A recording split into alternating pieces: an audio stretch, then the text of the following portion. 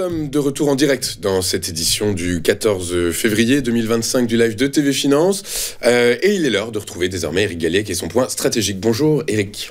Bonjour Louis-Antoine. Merci Éric d'être avec nous ce matin. Éric Galiac, vous êtes directeur de la recherche chez FI Advisor Valcan avec nous pour nous expliquer comment évoluent les principaux indices actions et surtout quelle est l'actualité qui explique ces mouvements avant de voir en détail l'actualité qui a été marquante, impactante cette semaine. Quel est le bilan de la semaine ? Le bilan est très positif à nouveau pour les actions européennes puisqu'on a gagné 2%, ce qui est quand même important, surtout que les actions américaines ont fait du surplace à nouveau. Donc ça continue, la surperformance européenne continue cette semaine avec un euro qui en plus a progressé de 0,4. Donc ça vient encore rajouter à la surperformance puisqu'elle porte aussi sur le taux de change.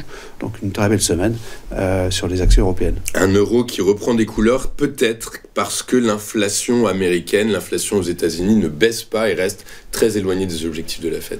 Oui, c'est le premier point de la semaine qui nous semble le plus important, c'est qu'effectivement, on a eu une mauvaise nouvelle du côté de l'inflation américaine. Elle est clairement mauvaise puisqu'on est passé à 3% en rythme annuel, on était à 2,9, on était à 2,4 en septembre dernier.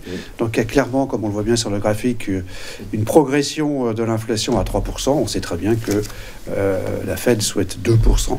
Donc ça montre bien que la prochaine baisse des taux risque de se faire attendre de nombreux mois. Ouais, c'est très clair, d'autant plus que la sous-jacente qui est suivie plus particulièrement par la Fed est à 3,3%. Bonne nouvelle annoncée mercredi dernier, bonne nouvelle pour le monde, moins bonne pour l'Europe, mais en tout cas, toujours est-il que Donald Trump et Vladimir Poutine seraient en train d'échafauder un plan de paix pour l'Ukraine.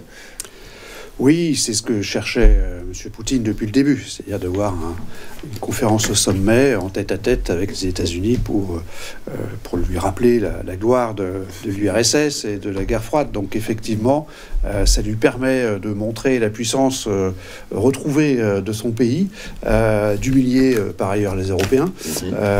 Et donc effectivement, c'est une nouvelle que nous, on considère plutôt comme positive, car tout ce qui peut permettre rapidement l'arrêt de mort totalement inutile et de souffrance invraisemblable est forcément favorable. Donc il faut quelque part mettre ça au crédit de Donald Trump. Ça fait avancer des choses. Donc c'est vrai que c'est plutôt positif. Ça devrait avoir des répercussions positives en Europe sur différents aspects, la reconstruction de l'Ukraine, le réarmement européen qui va être massif, je pense qu'on peut le dire, et donc effectivement une baisse des prix sur le gaz et le pétrole notamment. Exactement, vous faites bien de le dire, le Financial Times a dit à peu près la même chose que vous. Il a dit que les craintes des Européens étaient quand même particulièrement prégnantes dans la mesure où il va falloir supporter le coût de la sécurité, de la reconstruction de l'Ukraine, et qui va s'en occuper, c'est l'Europe. Ok, là, on poursuit avec la concentration du secteur bancaire italien qui se poursuit. Oui, c'est une nouvelle assez convergente avec d'autres nouvelles concernant donc la reconfiguration du secteur bancaire italien. Ça concerne donc BPR Banca, qui est une relativement petite banque, la troisième banque italienne, qui rachète un de ses compétiteurs. Mais ça fait suite à l'opération donc de Unicredit sur Banco BPM, de Monte dei Paschi sur Mediobanca.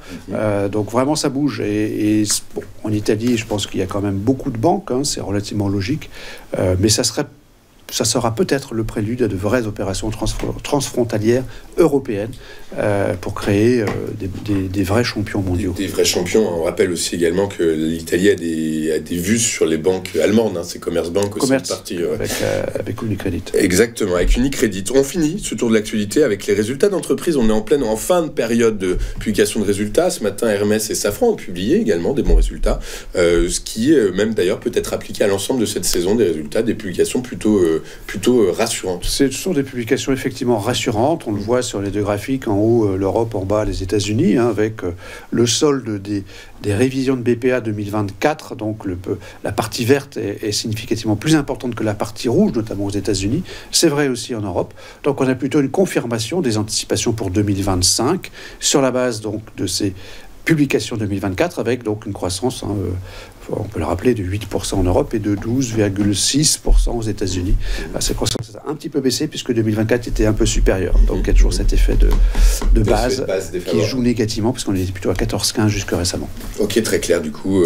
Alors en conséquence, quelle est la synthèse ? La synthèse est évidemment positive. La synthèse est positive, à nouveau, on a de plus 2 cette semaine, avec des bonnes nouvelles du côté des entreprises. On comprend bien que, évidemment, c'est l'argument essentiel des investisseurs. Les entreprises se portent bien, elles se rachètent entre elles, leurs bénéfices sont supérieurs aux attentes, ou confirment les prévisions. La bonne nouvelle est politique, quoi qu'on dise et quoi qu'on pense de M. Trump, c'est à mettre à son actif, il faut le dire. Ça peut faire bouger les choses rapidement, et quelque part, c'est favorable, pour peu que, effectivement, on n'ait pas un Munich 38, de 1938, quelques années après. C'est la moindre des choses qu'on se souhaite. Oui. Et ensuite, l'inflation US, qui était carrément une mauvaise nouvelle, qui a relativement eu peu d'impact, sauf à confirmer la stagnation du cours des actions américaines. Ok, très clair. Et donc, en conséquence, est-ce que vos recommandations d'investissement changent? Non, elles ne peuvent pas être plus explicites que depuis quelques semaines. On est toujours à l'achat, on voit que ça pousse, on le voit bien sur ce graphique, qui montre le spread momentum, ça pousse sur les actions européennes. On a donc un solde très positif à 35% entre les actions en hausse et les actions en baisse au sein du stock 600. Et puis, notre indicateur de risque s'est un petit peu amélioré, puisque notre notation est de plus 2 cette semaine, qu'elle était encore favorable la semaine dernière. Donc on a un cadre, une mesure du risque tel qu'on le fait qui se réduit et donc est plutôt positive. Donc on est plus que jamais 100% action en Europe et aux États-Unis. Eh bien, écoutez, donc a priori tout est aligné pour que cette dichotomie entre les marchés européens et les marchés américains se poursuive. Alors, on a récupéré 10% sur les 20% qu'on a perdus. Ok, on récupère. Une simple récupération.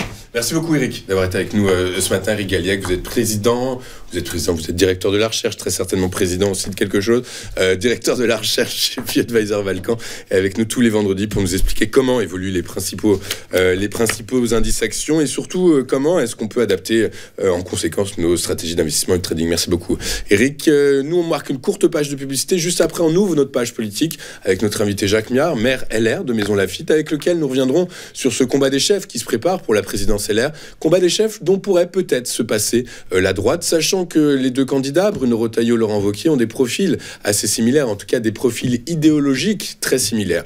À tout de suite sur Téléfinance.